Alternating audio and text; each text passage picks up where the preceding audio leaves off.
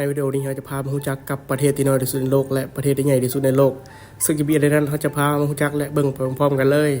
เริ่มกันที่5ประเทศที่น้อยที่สุดในโลกเราจะพามารู้จักและเบิ่งไปพร้อมๆกันเลยอันดับที่1นครวาติกันมีพื้นที่ 0.19 ตารางไมล์ศูนย์กลางของคริสตจักรกอนิกายโรมันคาทอลิกเศรษฐกิจส่วนใหญ่ได้รับการสนับสนุนจากธนาคารวาติกันการท่องเที่ยวทางศาสนาและของที่ระลึกการจำหน่ายสแตมป์ถือว่าโอกาสในการซื้อขายโดยตรงอาจมีจำนวนจำกัดแต่ผลกระทบในวงกว้างต่อภาควัฒนธรรมและการท่องเที่ยวอาจมีอิทธิพลต่อหุ้นและนัมมี่ที่เกี่ยวข้องได้อีกด้วยอันดับที่2คือโมนาโกมีพื้นที่ 0.78 ตารางไมล์มีชื่อเสียงในด้านการท่องเที่ยวที่หรูหราอสังหาริมทรัพย์และฐานะศูนย์กลางทางการเงินเศรษฐกิจโมนาโกนำเสนอข้อมูลในทางเชิงลึกเกี่ยวกับสินค้าฟุ่มเฟือยบริการทางการเงินและบริษัทอสังหาริมทรัพย์รวมทั้งแบรนด์หรูหราอาจเป็นสิ่งที่น่าสนใจให้กับคนในประเทศและต่างประเทศเข้ามานั่นเองอันดับที่3นาอูรูมีพื้นที่81ตารางไมล์เป็นศูนย์กลางของธนาคารและการประมวลผลนอกชายฝั่งถึงการซื้อขายสินค้าโฆษณาว่ามีจำนวนจำกัดแต่มีจุดยืนที่เป็นเอกลักษณ์ในแปซิฟิกอีกด้วยอันดับที่4ตูวานูมีพื้นที่10ตารางไมล์เป็นที่รู้จักจากการสร้างรายได้จากอินเทอร์เน็ต .tv ยังย้ำถึงเศรษฐกิจดิจิทัลและเป็นประเทศที่มีประมงแบบยั่งยืนรวมทั้งโอกาสในการซื้อขายทางอ้อมของโดเมนอินเทอร์เน็ตอีกด้วยอันดับที่5ซานมาริโนมีพื้นที่24ตารางไมล์โดยการผสมผสานระหว่างการท่องเที่ยวการธนาคารและการผลิตรวมทั้งอุปกรณ์อิเล็กทรอนิกส์เศรษฐกิจของซานมาริโนจึงมีอิทธิพลต่อสินค้าอุปโภคบริโภคที่เกี่ยวข้องกับเทรนเนอร์ CFD อีกด้วยในเมื่อเฮาฮู้กับ5ประเทศที่น้อยที่สุดในโลกแล้วก็ต้องมี5ประเทศที่ใหญ่ที่สุดของโลกอีกด้วยและต่อไปนี้เขาจะพามาฮู้จักกับ5ประเทศที่ใหญ่ที่สุดของโลกไปเบิ่งพร้อมๆกันเลย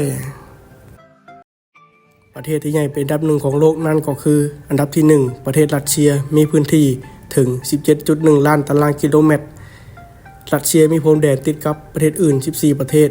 และยังเป็นประเทศที่บ่มีอากาศแบบร้อนอีกถึงจะมีอยู่ตามเขตทางใต้ของรัสเซียก็ตามจะเกิดขึ้นบ่ดนนานพื้นที่ส่วนใหญ่เป็นป่าหิมะประกอบด้วยภูเขาที่มีต้นไผ่และต้นสนเป็นส่วนใหญ่ทรัพยากรคือการกันน้ำมันจากธรรมชาติแต่ก็บ่ได้หลายเท่าที่ควรอีกด้วยประเทศที่ใหญ่เป็นอันดับ2ของโลกนั่นก็คืออันดับที่2ประเทศแคนาดามีพื้นที่ 9.984 ล้านตารางกิโลเมตรเฮ็ดให้เป็นประเทศที่ใหญ่ที่สุดในซีกโลกตะวันตกและมีแนวชายฝั่งยาวถึง 22,080 กิโลเมตรซึ่งเป็นชายฝั่งที่ยาวกว่าประเทศอื่นๆอันหนึ่งด้วยประชากรมีจำนวนกว่า35ล้านคนในแคนาดามีเมื่อเทียบกับ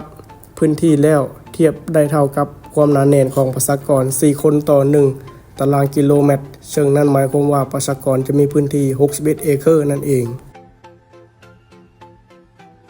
ประเทศที่ใหญ่เป็นอันดับ3ของโลกนั่นก็คืออันดับที่3ประเทศสหรัฐอเมริกามีพื้นที่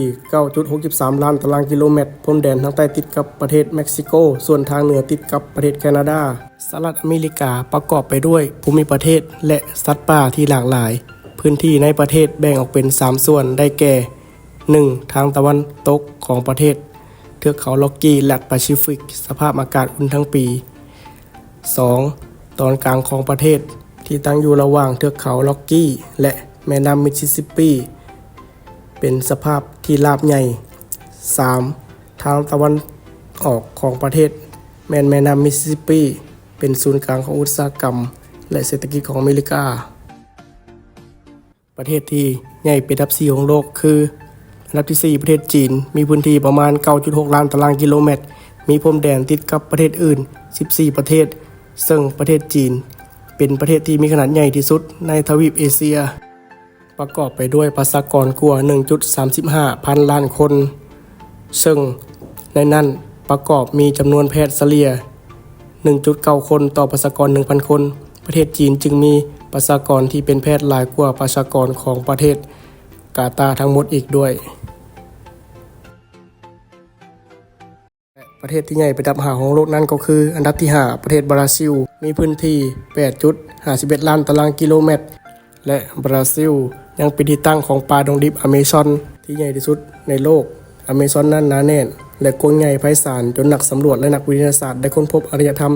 ของมนุษย์ที่ยังไม่เคยติดต่อกับโลกภายนอกได้อีกด้วยและนี่ก็คือ5ประเทศที่น้อยที่สุดในโลกและ5ประเทศที่ใหญ่ที่สุดในโลกถ้ามักวิดีโอนี้ฝากกดไลค์กดแชร์เพื่อบ่พลาดคลิปวิดีโอใหม่ของพวกเราได้บ๊ายบาย